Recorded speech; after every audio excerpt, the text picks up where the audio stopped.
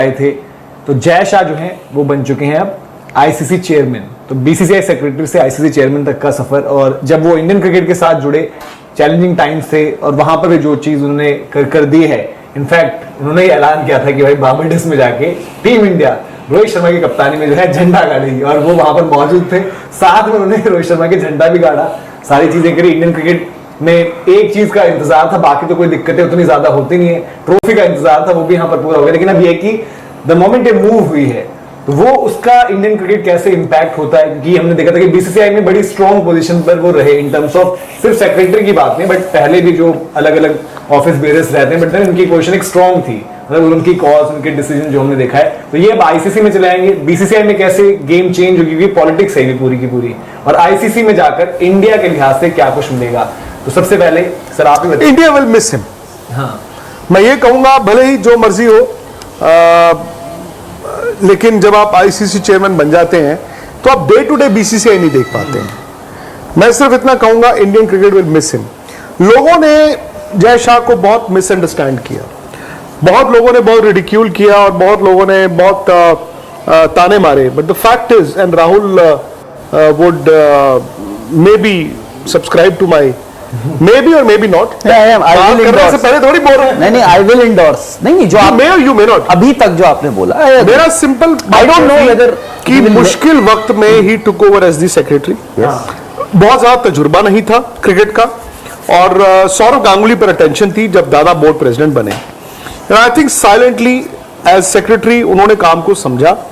इन दोनों के लिए चैलेंज था जब कोविड आ गया। कोविड में यार क्रिकेट बंद हो गई यार, और आपको याद होगा आपने कोविड में वहां पर दुबई में जो आईपीएल कराया, फिर अगले साल फिर लेकर गए, फिर आप, मतलब मेरे हिसाब से एज अ यंग सेक्रेटरी उन्होंने बड़ा जबरदस्त काम किया। और कहीं ना कहीं आपको ये कहना होगा कि Jay Shah was the players man, मतलब खिलाड़ियों की सुनी, ठीक है। अब मैं ये नहीं, बट पैसे ही, फॉर एग्जाम्पल विमेन्स क्रिकेट को जो चाहिए था, विमेन्स क्रिकेट को तो सब डस्टबिन में डाल के रखते थे ना, उन्होंने आकर इक्वल दर्जा दिया, WPL आया, पैसे बढ़ाए, सो मच सो यार लोगों को पता क्या, वो स्टार्स दिखते हैं आज की तारीख में। अब मुझे नहीं पता इस साल क्या है, पिछले साल तक अंडर 19 खेलने वाले लड़के को एक 4 दिन के मैच के 80,000 रुपए मिलते थे, which is quite a lot.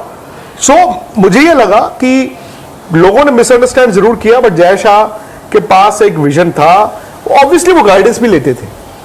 मैं जानता हूं फॉर अ फैक्ट कि वो प्लेयरों से बात करते थे करंट, और वो प्लेयरों से बात करते थे फॉर्मर।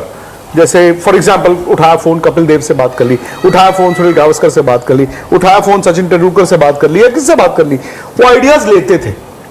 तो that ways I think BCCI is going to miss him. But लेकिन उनके लिए ये जो आने वाला दौर है, ये चुनौतियों से भरा है। मैं ना, आपने जो बात करी मैं उसको थोड़ा सा इलैबोरेट करूंगा कि अब क्या होता है कि अक्सर हमारे यहाँ हिंदुस्तान में यही होता है कि 2019 में जब उन्होंने टेक ओवर किया था, मतलब एज बीसीसीआई सेक्रेटरी, उस टाइम लगा लोगों को कि यार ये तो मतलब ऐसा हो रहा है कि मतलब ही is somebody was born with a silver spoon, ये सब चीजें हैं। और उस वक्त भी ना आप देखो बड़ी ट्रिकी सिचुएशन उस वक्त थी। क्यों? क्योंकि उससे पहले आपके जो कमेटी ऑफ एडमिनिस्ट्रेटर्स थे, जो जिन्होंने अपनी पूरी मेहनत करी, कोशिश करी कि क्रिकेट को बर्बाद कर दिया जाए, और ये मैं मतलब उस टाइम भी था और आज भी मैं बोलता हूं, वो आपने बहुत ही बुरा एक फेज देखा था, जो पता नहीं कुछ लोगों को सूट किया उस वक्त और कुछ लोगों को, ज्यादातर लोगों को नहीं किया। लोगों ने ये नहीं देखा कि ओवरऑल आपकी हेल्थ बिगड़ी है। So when he took over in 2019, उनको देखो सब, आप क्या होता है, आपको सबको साथ भी लेकर चलना होता है। और मैं अक्सर ये बात कहता था कि गेम से बड़ा कोई नहीं होता है, क्रिकेटर नहीं हो सकता है, ना होता है। और ये हमने, आप हिस्ट्री ऑफ इंडियन क्रिकेट निकाल के देख लीजिए, ये एक फैक्ट है।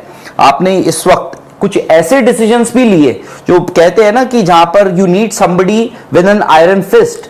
आप देखो 2 खिलाड़ियों को, और 2 ऐसे खिलाड़ी जो इंडियन खिलाड़ी हैं, श्रेयस अय्यर और ईशान किशन।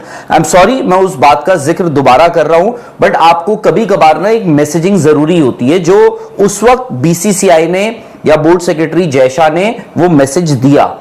और विमेन्स क्रिकेट का आपने जो जिक्र किया, विमेन्स क्रिकेट एक वक्त पर हर कोई कहता था यार नेग्लेक्टेड क्लास, ठीक है। उसके बाद हर कोई बोलता था कि यार देखना जब आईपीएल की तर्ज पर विमेंस प्रीमियर लीग आएगा ना, आपका जो की तस्वीर है जो विमेंस क्रिकेट की वो बदल जाएगी।